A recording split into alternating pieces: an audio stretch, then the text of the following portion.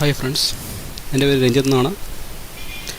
ഞാൻ ഇന്ന് ഡിസ്കസ് ചെയ്യാൻ പോകുന്നത് ഐ പി അഡ്രസ്സിനെ കുറിച്ചാണ്. എന്താണ് I P address? I P address എന്ന് പറയുന്നത് കമ്പ്യൂട്ടർ നെറ്റ്വർക്കിങ്ങിൽ ഉപയോഗിക്കുന്ന ഒരു അഡ്രസ്സിംഗ് മെത്തേഡാണ് ഐ പി അഡ്രസ്സ്. ഇത് പ്രധാനമായിട്ടും രണ്ട് വേർഷൻസാണുള്ളത്, ഐ പി വേർഷൻ 4ഉം ഐ പി വേർഷൻ 6ഉം. ഐ പി വേർഷൻ 4 എന്ന് പറയുന്നത് നമ്മൾ ഇപ്പോൾ പ്രസൻ്റ്ലി നമ്മൾ ഉപയോഗിക്കുന്ന അഡ്രസ്സിംഗ് സ്കീമാണ് ഐ പി വേർഷൻ 4 എന്ന് പറയുന്നത്. അതിൻ്റെ ഒരു ഫോർമാറ്റ് എന്ന് പറയുന്നത് അത് 32 ബിറ്റായിട്ടാണ് അത് റെപ്രസെൻ്റ് ചെയ്യുന്നത്. അത് ഡെസിമൽ ഫോർമാറ്റിലാണ് ഉപയോഗിക്കുന്നത്. ഇതിൻ്റെ നെക്സ്റ്റ് ജനറേഷനായിട്ട് വരുന്ന ഒരു ഐ പി അഡ്രസ്സാണ് ഐ പി വേർഷൻ 6 എന്ന് പറയുന്നത്. അത് 128 ബിറ്റും അത് ഹെക്സാഡെസിമൽ ഫോർമാറ്റാണ് ഉപയോഗിക്കുന്നത്, ഹെക്സാഡെസിമൽ. അപ്പോൾ ഐ പി v6 എന്ന് പറയുന്നത് നെക്സ്റ്റ് ജനറേഷനാണ്. അത് അടുത്ത ലോഞ്ച് ചെയ്തിട്ടുണ്ട്. പക്ഷേ നമ്മളിപ്പോഴും പ്രസൻ്റ്ലി ഉപയോഗിക്കുന്നത് ഐ പി വേർഷൻ 4 ആണ്. കാരണം നമുക്ക് ഒരു ദിവസം കൊണ്ട് നമുക്കത് മാറാവുന്ന ഒരു സ്കീമല്ല. അതുകൊണ്ട് തന്നെയാണ് നമ്മളിപ്പോഴും വേർഷൻ 4 എന്ന് പറയുന്നത് ഉപയോഗിക്കാനുള്ള കാരണം. എങ്കിൽ നമുക്ക് നോക്കാം ഐ പി വേർഷൻ 4ൻ്റെ ഡീറ്റെയിൽസിനെ കുറിച്ച് നോക്കാം. ഐ പി വേർഷൻ 4 എന്ന് പറയുന്നത് 32 ബിറ്റാന്ന് പറഞ്ഞു. ഈ 32 ബിറ്റിനെ 4 ഒക്ടറ്റ് ആയിട്ടാണ് തിരിച്ചിരിക്കുന്നത്. ഒരു ഒക്ടറ്റ് എന്ന് പറഞ്ഞിട്ടുണ്ടെങ്കിൽ 8 ബിറ്റിൻ്റെ 4 ഗ്രൂപ്പിനെയാണ് ഒക്ടറ്റ് എന്ന് പറയും. ഒരു ഗ്രൂപ്പ് എടുക്കുകയാണെങ്കിൽ അതിനകത്ത് 8 ബിറ്റുകളാണുള്ളത്.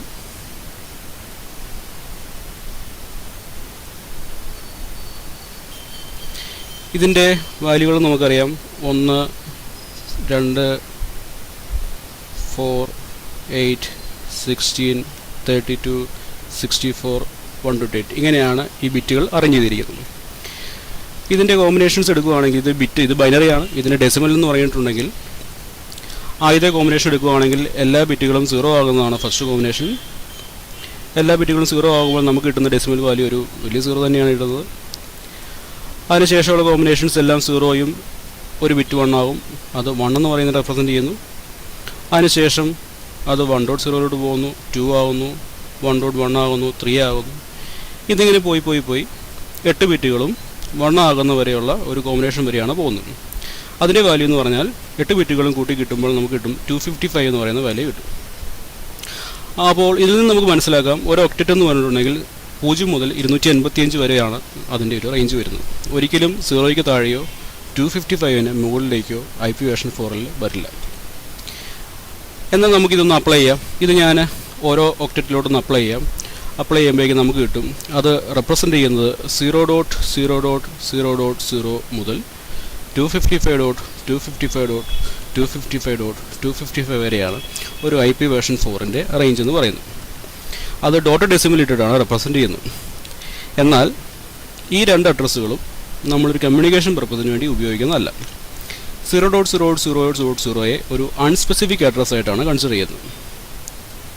അൺസ്പെസിഫിക് 255 എന്ന് പറയുന്ന വാല്യൂവിനെ ഒരു യൂണിവേഴ്സൽ ബ്രോഡ്കാസ്റ്റ് അഡ്രസ്സായിട്ട് കൺസിഡർ ചെയ്യുന്നു. Universal broadcast address.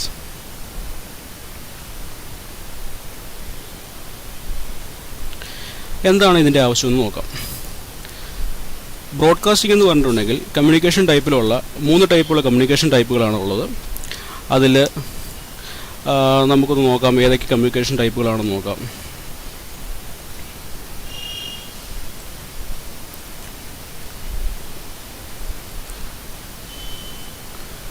യൂണികാസ്റ്റ് കമ്മ്യൂണിക്കേഷൻസ് ഉണ്ട്, ബ്രോഡ്കാസ്റ്റ് കമ്മ്യൂണിക്കേഷൻസ് ഉണ്ട്, മൾട്ടികാസ്റ്റ് കമ്മ്യൂണിക്കേഷൻസ് ഉണ്ട്. യൂണികാസ്റ്റ് എന്ന് മീൻ ചെയ്യുന്നത് 1-to-1 കമ്മ്യൂണിക്കേഷനെയാണ് യൂണികാസ്റ്റ് എന്ന് പറയും. അതായത് ഒരു സ്റ്റേഷനും മറ്റൊരു സ്റ്റേഷനുമായിട്ട് കമ്മ്യൂണിക്കേറ്റ് ചെയ്യുകയാണെങ്കിൽ അതിനെയാണ് യൂണികാസ്റ്റ് കമ്മ്യൂണിക്കേഷൻ എന്ന് ഉപയോഗിക്കുന്നത്. ബ്രോഡ്കാസ്റ്റ് എന്ന് പറഞ്ഞിട്ടുണ്ടെങ്കിൽ 1-to-all ഒരു മെഷീനിൽ നിന്നും പല മെഷീനിലേക്ക് കമ്മ്യൂണിക്കേറ്റ് ചെയ്യുന്നതിനെയാണ് ബ്രോഡ്കാസ്റ്റ് എന്ന് പറയും. മൾട്ടികാസ്റ്റ് എന്ന് പറഞ്ഞാൽ 1-to-a ഗ്രൂപ്പ്, ഒരു സ്പെസിഫിക് ഗ്രൂപ്പിലുള്ള ആൾക്കാർ.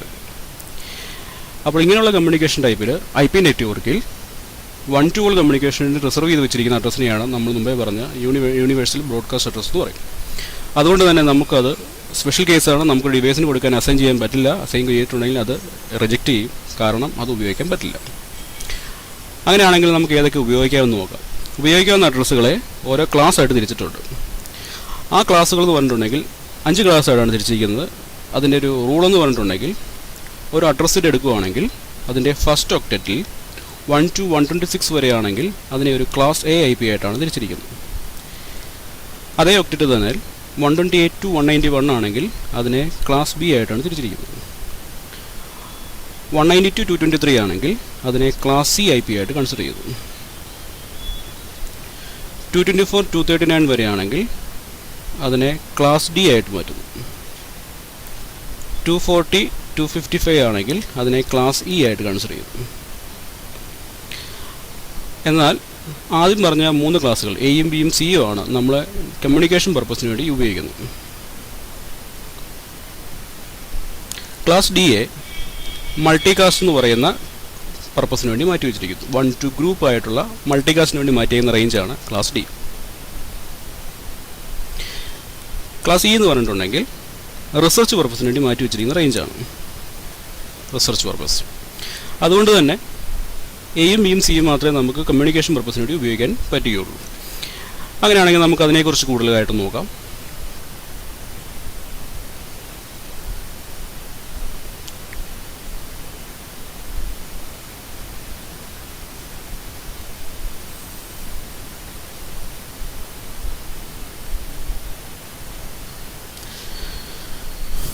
അപ്പോൾ നമുക്കൊരു ക്ലാസ് എയും ക്ലാസ് ബിയും ക്ലാസ് സി എടുക്കാം. ഒരു ക്ലാസ് എടുക്കുകയാണെങ്കിൽ ആ ക്ലാസ്സിലെ അഡ്രസ്സ് എടുക്കുകയാണെങ്കിൽ 4 ഒക്ടറ്റ് ആണെന്ന് നമ്മൾ പറഞ്ഞു ഓരോ ഐ പി അഡ്രസ്സുകളും. അതിൽ ക്ലാസ് എ എന്ന് പറയുന്ന റേഞ്ചിന് വേണ്ടി, ക്ലാസ് എയ്ക്ക് വേണ്ടി അത് 2 പോർഷൻസ് ആയിട്ടാണ് തിരിച്ചിരിക്കുന്നത്. നെറ്റ്വർക്ക് പോർഷൻ എന്നും ഹോസ്റ്റ് പോർഷൻ എന്നും പറയും. Network portion, host portion.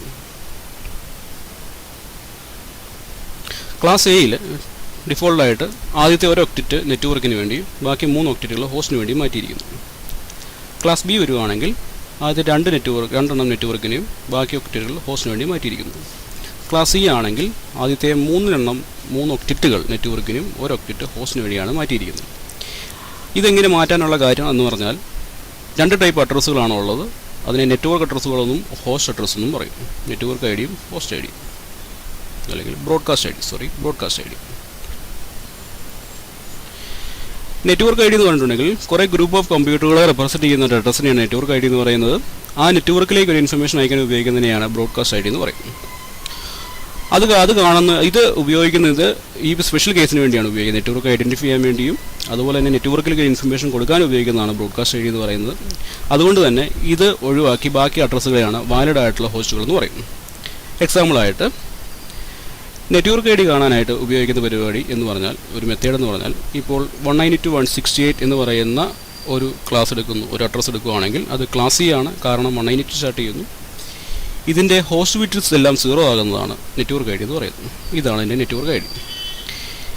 അതായത് 192.168 നെറ്റ്വർക്കിലുള്ള ആൾക്കാരെ റെപ്രസെൻറ്റ് ചെയ്യാനായിട്ടാണ് 192.168.1.0 എന്ന് പറയുന്ന അഡ്രസ്സ് ഉപയോഗിക്കുന്നത്. ഇതാണ് നെറ്റ്വർക്ക് ഐ ഡി. ഇതിൻ്റെ ബ്രോഡ്കാസ്റ്റ് ഐ ഡി എന്ന് പറഞ്ഞാൽ ഈ ഗ്രൂപ്പിലുള്ള ആൾക്കാർക്കെല്ലാം ഒരു ഇൻഫർമേഷൻ അയക്കാൻ വേണ്ടി ഹോസ്റ്റ് ബിറ്റ്സ് എല്ലാം 1 ആകുന്ന ഈ അഡ്രസ്സാണ് ഇതിൻ്റെ ബ്രോഡ്കാസ്റ്റ് ഐ ഡി എന്ന് പറയുന്നത്. ഈ 2 അഡ്രസ്സുകൾ ഒഴിച്ച് ബാക്കി അഡ്രസ്സുകളെയാണ് വാലിഡ് ഹോസ്റ്റ് എന്ന് പറയും. അതായത് 192.168.1.1 മുതൽ ഇതിനാണ് ഫസ്റ്റ് ഹോസ്റ്റ്.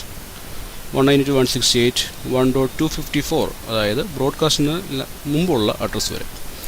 ഇത്രയും അഡ്രസ്സുകൾ നമുക്ക് ഈ നെറ്റ്വർക്കിൽ ഉപയോഗിക്കാം. അപ്പോൾ നെറ്റ്വർക്ക് ഐ ഡി എന്ന് പറഞ്ഞാൽ ഗ്രൂപ്പ് ഓഫ് കമ്പ്യൂട്ടറിനെ റെപ്രസെൻറ്റ് ചെയ്യാൻ വേണ്ടി, ബ്രോഡ്കാസ്റ്റ് ഐ ഡി എന്ന് പറഞ്ഞാൽ ആ ഗ്രൂപ്പിലുള്ള ആൾക്കാർക്ക് ഒരു ഇൻഫർമേഷൻ എത്തിക്കാൻ വേണ്ടി ഉപയോഗിക്കുന്ന അഡ്രസ്സിനെയാണ് ബ്രോഡ്കാസ്റ്റ് ഐ ഡി എന്ന് പറയും. അപ്പോൾ ഇങ്ങനെ തിരിക്കാൻ വേണ്ടിയാണ് ഓരോ ക്ലാസ്സിലും ഓരോ ഒക്ടറ്റുകളെ നെറ്റ്വർക്കെന്നും ഹോസ്റ്റ് പോർഷനും തിരിക്കാനുള്ള കാര്യം.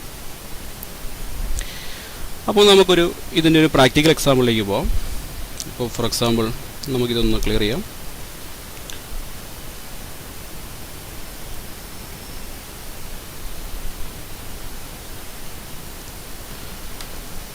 നമുക്കൊരു 2 സിസ്റ്റം, 2 കമ്പ്യൂട്ടറുകൾ,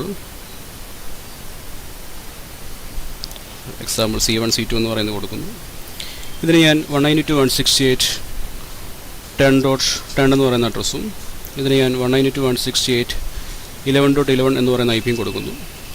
അപ്പോൾ ഒരു കമ്പ്യൂട്ടർ ചെയ്യുന്ന പരിപാടി എന്ന് പറഞ്ഞാൽ ഈ കൊടുത്ത അഡ്രസ്സിൻ്റെ നെറ്റ്വർക്ക് ഐ ഡി അയാൾക്ക് മനസ്സിലായാൽ മാത്രമേ മറ്റുള്ള കമ്പ്യൂട്ടർ ആ നെറ്റ്വർക്കിലാണോ അല്ലയോ എന്നുള്ള കാര്യം മനസ്സിലാക്കാൻ പറ്റുകയുള്ളൂ. അപ്പോൾ നമുക്കൊരു അഡ്രസ്സിൻ്റെ നെറ്റ്വർക്ക് ഐ ഡി മനസ്സിലാക്കാൻ വേണ്ടി നമ്മൾ കൊടുക്കുന്ന അഡീഷണൽ ഇൻഫർമേഷനെയാണ് സബ്നെറ്റ് മാസ്ക് എന്ന് പറയും. അതായത് ഓരോ ക്ലാസ്സുകളിലെയും ഓരോ സബ്നെറ്റ് മാസ്കുകൾ ഡിഫൈൻ ചെയ്തിട്ടുണ്ട്. ക്ലാസ് എ എടുക്കുകയാണെങ്കിൽ 0.0.0 ആണ് ക്ലാസ് എയുടെ സബ്നെറ്റ് മാസ്ക്. ക്ലാസ് ബി വരുമ്പോൾ 255.255.255.0 ആണ് ക്ലാസ് ബിയുടെ മാസ്ക്. ക്ലാസ് സി വരുമ്പോൾ 255.0.0. ക്ലാസ് സി വരുമ്പോൾ 255.0.0. ഓക്കെ, അപ്പോൾ ഇതാണ് ഓരോ ക്ലാസ്സിൻ്റെയും ഡിഫോൾട്ട് ആയിട്ടുള്ള സബ്നെറ്റ് മാസ്ക്. ഈ മാസ്കുകൾ കൊടുത്താൽ കമ്പ്യൂട്ടറിൽ മനസ്സിലാവും, കമ്പ്യൂട്ടറിൻ്റെ നെറ്റ്വർക്ക് ഐ ഡി എന്താണെന്ന് മനസ്സിലാവും. എക്സാമ്പിൾ ഞാൻ ഇതൊന്ന് കൊടുക്കുന്നു. ക്ലാസ് സി ആയതുകൊണ്ട് 255.255.255.0 കൊടുത്തു. ഇതിന് 255.255.255.0 എന്ന് പറഞ്ഞു കൊടുത്തു. ഇത് കൊടുക്കുമ്പോൾ ആ കമ്പ്യൂട്ടറിൽ ചെയ്യുന്ന പരിപാടി, ആ കമ്പ്യൂട്ടർ അതിൻ്റെ മാസ്കുമായിട്ട് കാൽക്കുലേറ്റ് ചെയ്തിട്ട് അയാൾക്ക് മനസ്സിലാവും ഈ കമ്പ്യൂട്ടറിൻ്റെ നെറ്റ്വർക്ക് ഐ ഡി ആയ 10.0 എന്ന് മനസ്സിലാവും. ഇയാൾക്ക് മനസ്സിലാവും ഇയാൾ 192.168 11.0 എന്ന നെറ്റ്വർക്കിലാണെന്ന് മനസ്സിലാവും. ഇത് രണ്ടും മനസ്സിലാക്കി കഴിയുമ്പോൾ ഈ C1 മനസ്സിലാവും. നമ്മൾ C2 കമ്മ്യൂണിക്കേറ്റ് ചെയ്യുകയാണെങ്കിൽ ഇത് രണ്ടും രണ്ട് നെറ്റ്വർക്കിലാണ്, അതുകൊണ്ട് തന്നെ ഇവർ തമ്മിൽ കമ്മ്യൂണിക്കേറ്റ് ചെയ്യുകയില്ല. അപ്പോൾ ഇങ്ങനെ ഓരോ നെറ്റ്വർക്കുകൾ തിരിക്കാൻ വേണ്ടി, നെറ്റ്വർക്കുകൾ ഐഡൻറ്റിഫൈ ചെയ്യാനായിട്ടുമാണ് നമ്മൾ സബ്നെറ്റ് മാസ്കുകൾ നമ്മൾ കൊടുക്കുന്നത്. സബ്നെറ്റ് മാസ്കുകൾ കൊടുത്താൽ മാത്രമേ ഒരു സിസ്റ്റത്തിന് അയാളുടെ നെറ്റ്വർക്ക് എന്താണെന്ന് മനസ്സിലാക്കാൻ പറ്റുകയുള്ളൂ. ഓക്കെ, അപ്പോൾ ഇന്ന് ഈ ടോപ്പിക്കിൽ ഇത്രയും കാര്യങ്ങളാണ് ഞാൻ പറയാൻ ഉദ്ദേശിക്കുന്നത്. അടുത്ത ഭാഗം അടുത്ത ഒരു സ്ലൈഡ് ഞാൻ കാണിക്കുന്നതായിരിക്കും. താങ്ക്സ്.